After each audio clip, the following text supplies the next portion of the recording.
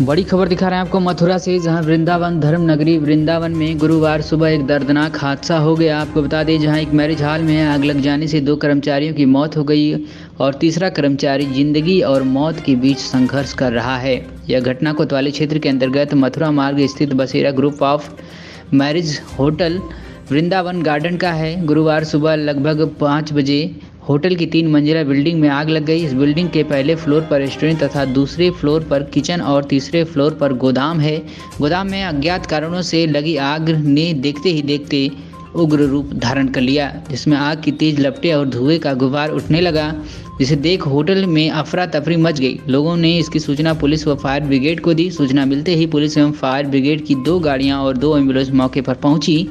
दमकल कर्मियों ने बड़ी मशक्कत के बाद करीब 1.5 घंटे में आग पर काबू पाया है। आगजनी के दौरान गोदाम में सो रहे 3 कर्मचारी बुरी तरह से झुलस गए, जिन्हें अस्पताल में भर्ती कराया गया है, जहां चिकित्सकों ने 30 वर्षीय उमेश निवासी कासगंज एवं 40 वर्षीय बीरी सिंह निवासी दरबे चौकड़ा को मृत घोषित कर दिया है। साथ ही 45 वर्षीय विजेंद्र निवासी पानी गांव की हालत गंभीर देखते हुए उसे SN medical college Agra refer कर दिया है। वहीं गलीमत ये रही कि यह आग होटल के दूसरे ब्लॉक तक नहीं पहुंची, वरना काफ़ी संख्या में जनहानि हो सकती थी, क्योंकि दूसरे ब्लॉक के 25 कमरों में सूरत, हिसार और जम्मू कश्मीर के श्रद्धालु ठहरे हुए थे, जिनके द्वारा यहां भागवत कथा कराई जा रही थी और आज कथा का समापन होना था।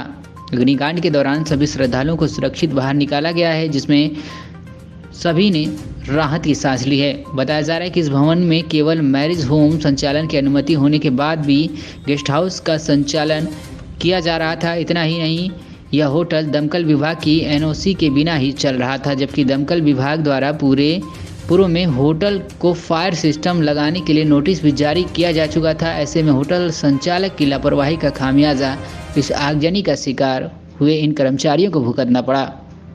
वहीं हादसे की जानकारी लगते ही SSP अभिषेक यादव सहित अन्य पुलिस अधिकारी भी मौके पर पहुंच गए, जहां उन्होंने घटनास्थल का बारीकी से निरीक्षण किया। साथ ही SSP ने अधीनस्थ अधिकारियों को आवश्यक दिशा निर्देश भी दिए। वहीं घटना की जानकारी लगते ही मृतक बीरी सिंह के परिजन व ग्रामीण भी मौके पर पहुंच गए, जहां बीरी सिंह को ना पाकर तथा उसके बारे में कोई सही जानकारी न मिलने पर वे लोग आक्रोशित हो उठे, लेकिन पुलिस ने उन्हें बामुश्किल समझा बुझाकर तथा उनकी मौत की पुष्टि कर मामला शांत करा दिया।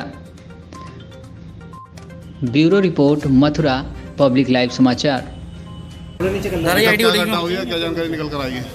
देखिए, ये मथुरा में वृंदावन में होटल वृंदावन गार्डन है, उसमें सुबह के समय ये सूचना मिली कि इनके टॉप फ्लोर पे एक कमरे में आग लग गई है। इसके बाद CFO और फायर की टीम तत्काल मौके पर पहुंची, अन्य वरिष्ठ अधिकारी तत्काल मौके पर पहुंचे। आग को बुझाया गया है।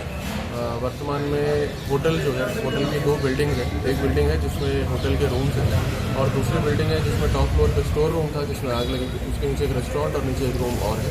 तो ये दोनों इंटरकनेक्टेड बिल्डिंग है।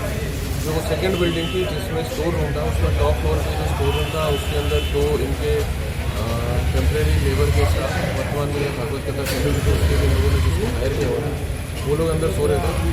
अनफॉर्चुनेटली उन दोनों की मृत्यु हो गई है।